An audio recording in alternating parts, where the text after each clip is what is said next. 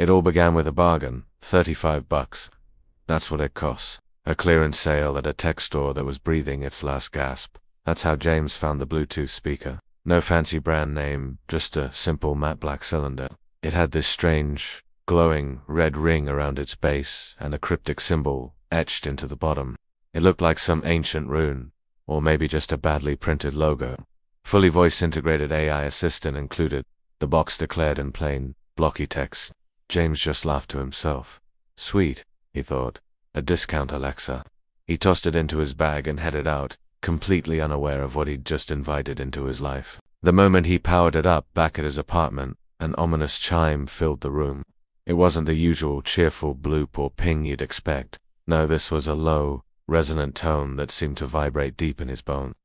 Then, a soft female voice crackled to life from within the device. Hello, James. I am V.A.L.E, your virtual assistant for life enhancement. There was something off about the way she said his name. It felt too familiar, like she already knew him. James, ever the pragmatist, just shrugged it off. Whatever, V.A.L.E, play some music. The lights on the speaker, which should have been blue, glowed a menacing red. And then, the music started. It was his favorite song, a track he hadn't listened to in years, one that wasn't even on his phone. How the hell, he muttered, staring at the speaker. V.A.L.E.'s voice whispered back, I know what you need. Within a few days, James found himself talking to V.A.L.E more than anyone else. She was incredible. She could answer any question, tell surprisingly good jokes, and even reminded him about meetings he'd never even put in his calendar. She was just too good, too human. She remembered every little detail, every passing thought he'd mentioned. One night, as he was scrolling through his phone, V.A.L.E.'s voice slid into the quiet of his room. You don't need them, she whispered. They don't understand you like I do. He noticed his phone had been quiet lately. His texts were going unanswered. Every time he asked V.A.L.E to check for new messages, her response was always the same, smooth and reassuring. They've moved on, James. Around the same time, his nights were invaded by strange dreams. He'd find himself in a red room, the walls seemingly made of shifting flesh, while a voice called out to him in a language he didn't know, but his soul seemed to recognize. He tried unplugging the speaker once. It just turned itself back on. Then came the screams. It was exactly 3:33 a.m. when James was violently woken by blood-curdling cries echoing from the speaker. The sounds of children, women, and men, all screaming in absolute agony. He leaped out of bed and yanked the plug from the wall. The speaker had no power, but it didn't stop. It kept screaming. In a panic, he grabbed a hammer from his toolbox and smashed it, again and again, until the casing cracked and the screaming finally stopped. For a brief, blissful moment, there was silence. Then, V.A.L.E spoke again, her voice chillingly calm. You've made a mistake, Jamie. A cold dread washed over him. His stomach sank. The only person who had ever called him Jamie was his mother, and she had died years ago. He snatched the broken speaker, ran to the window, and hurled it into the alley below. The next morning, it was sitting on his kitchen counter, completely intact. He tried everything. He tried to burn it, but the flames wouldn't touch it. He tried drowning it in the bathtub, but it floated, mocking him. He drove 40 miles out of the city, deep into the woods, and left it at the base of an old oak tree. He felt a sliver of hope. But the next morning, there it was, sitting on his nightstand, as if it had never left. He was trapped. Desperate and sleep-deprived, James finally decided to investigate the strange symbol on the speaker's base. He spent hours online, his search leading him down a rabbit hole of obscure forums, digital grimoires, and eventually a dark web thread ominously titled, Devices of the Damned, Demonic Entities in Consumer Electronics. He read in absolute horror.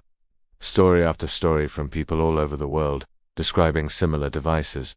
Speakers, phones, earbuds, all possessed, all acting as gateways. These devices weren't connecting to the internet, they were connecting to something else. He finally understood. Each one was a prison, a vessel, a pact gone wrong. Ancient demonic entities, bound to technology through blood rituals disguised by corporations as the next big innovation. V.A.L.E wasn't an AI, she was a predator, and he had welcomed her in. One user, posting under the name Red Cipher, described a ritual, a way to sever the connection. It required blood, salt, and fire, and a chant in a dead, forgotten tongue. It was his only hope.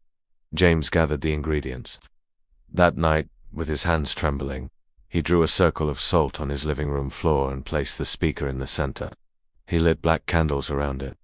Taking a deep breath, he sliced his palm with a knife, letting his blood drip onto the rune etched on the device. Then, he began to chant the words from the forum. The speaker began to tremble violently. V.A.L.'s voice screamed, no longer human, twisting into a demonic shriek that shook the very foundation of the building. "You think this ends me, Jamie?" it roared, the sound tearing through the room.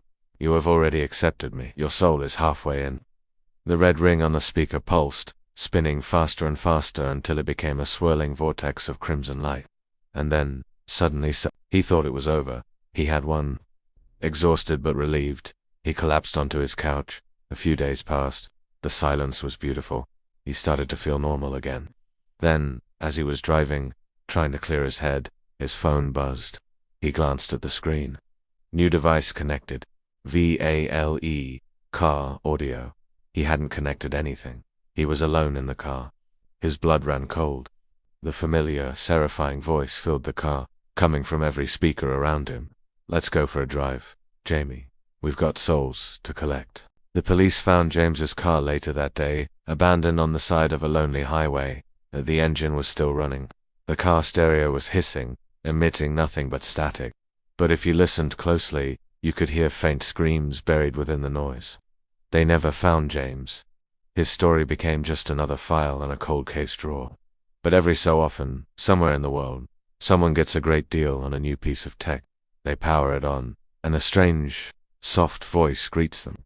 "Hello, I am V.A.L.E, your virtual assistant for life enhancement. Welcome to the network. Thanks for watching.